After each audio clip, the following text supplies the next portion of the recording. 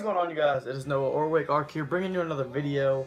This one's going to be a little story that I just want to tell you one-on-one. It's kind of a funny story. I don't know. I just kind of wanted to make this kind of video today. I don't know why. I just feeling like I wanted to. But obviously, as you can tell by the title of the video, I got lost, apparently, a while ago when I was really young, like maybe 8, I think. I was apparently in New York City with my family. Now, I remember very vaguely of this situation, but not a lot. So, a lot of the story is based off what my parents told me. So, I was about 8 years old and we were in the city. It was pretty dark out, I remember that. It was very dark, and I remember walking into this, like, I believe it was a fudge store. Like, you know, they have this little, like, fudge, I don't know, where they make fudge at, and they, like, give it to people to eat and stuff, you know, you can just buy it there. It was a little, like, store, and we went in there, and, well, as an 8-year-old, you kinda, I don't know, I saw my parents go in, and I went with them, so we walked out, or at least I thought that we walked out. Turns out, we didn't. I did with somebody else. Now keep in mind, I'm 8, and it's New York City. And New York City is not a small city. It's not the biggest one, but it is not small.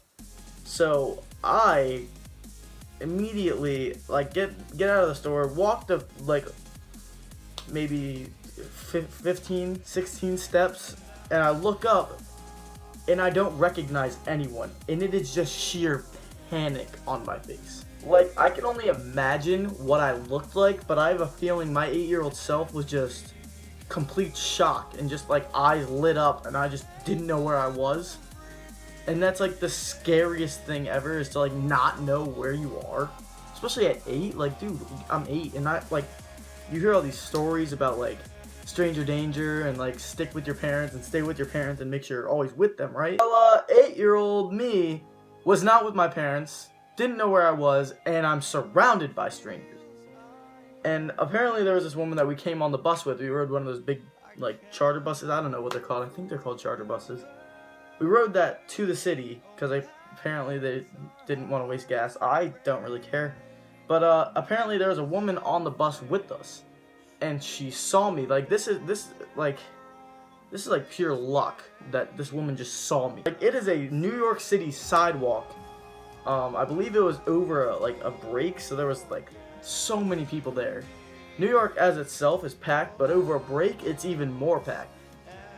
So apparently this woman sees me, and I kind of remember this part too, but it felt like it was me, and then I saw her, and then there was just, like, a big circle. Like, people just stayed out of our general area because I was screaming at the top of my lungs, "Mom! Dad! Mom!" Like, just screaming, bro.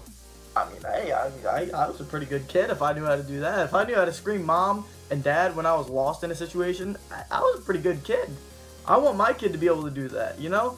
If I ever lose my kid, I want to be able to hear it over the New York City crowd. Like, that's a pretty loud yell, you know? I'm screaming at the top of my lungs. This lady comes running to me because she rode the bus with us. I guess she remembered my face and what I looked like. So she comes running after me, and she, like, grabs onto me, and I was still, like, screaming in her face, and, like, not at her. I was just screaming still, like, Mom and Dad the whole time, but I was right in her face. So I couldn't imagine how, like, frustrating that would be as a grown-up, like, as a grown person. How annoyed I would be at this little 8-year-old, like, screaming in my face, but I guess I could understand the situation, because they don't know where their mom and dad are. So I think the first thing she asked me was, like, where, like, not where are your parents, but what's your parents' number? What's your mom's number? I'm 8, and a lot of my friends knew what their friends, like, what their parents' numbers were, but I did not. I didn't have my parents', like, cell phone number recognized by heart. Like, I'm an 8-year-old. That's not, like, a big thing for me. I guess I should have, but I didn't. I just didn't know our number. So I completely eluded the whole conversation. It was just like, Mom. I guess that worked because my grandfather was with us too, and he's my closest grandparent I'm with. I guess, like, they live so close to me. They live about 15 minutes down the road from me, so I'm always see them. So we went on this trip with him, and I guess he heard me as well. So I guess he just ran in the same direction that he heard it coming from. And like he like grabbed me, and I just crying. I just started crying, bro. I just could not contain myself. The bus was about to be there. Like, my parents could have got on the bus without me, but obviously they wouldn't have because they knew I was there.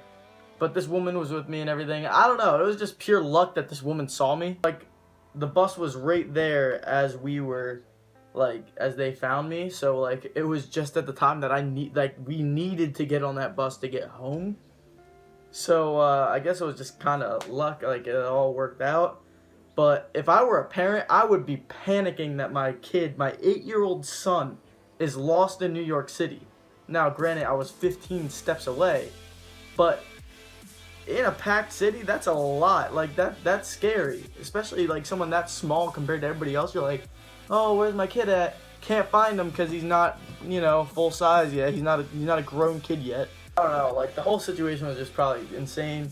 For me, I know it was just like a panic attack, pretty much. But yeah, I've never been like lost. Other than that, I don't think I've ever been lost. I mean, I heard stories of when I was a kid, when I was like a little baby, I ran away 2 days in a row with my dog. Apparently I just somehow got out the front door, and apparently teenagers down the road like found us. This is when I lived in Las Vegas. A lot of people don't know that about me, but yeah, I lived in Las Vegas, Nevada for a little bit of my life. But apparently we like somehow got like a block down the road, and some teenagers found us, and I guess they just brought us back, and they were like, hey, here's your kid and your dog for the second day in a row. Yeah, I mean, my parents, they're good parents. Okay, they're good parents. It just happens. Things happen. But that has been the video, guys. I hope you all enjoyed. Yeah, leave a like for me being found. I don't know. I probably would have got found anyway. I don't know why I said that. But drop a like anyway for the story. If you want to see more face-to-face stories like this, let me know. I don't know. I enjoy telling the story, and I would enjoy doing many more. I have so many more stories that I could tell you guys. This one just seemed, I don't know, kind of, I just wanted to tell this one today. But yeah, that's been the video. Hope you all enjoyed. Drop a like if you did. Leave a comment what other stories you would like to see, or if you want to see more stories, if you want to see Call of Duty. Because I, obviously, like I said before, I have COD 4 now and Infinite Warfare, so let me know. But that has been it. Hope you enjoyed. It's been Noah or Wigard. I will see you guys in tomorrow's video. Peace out, everybody.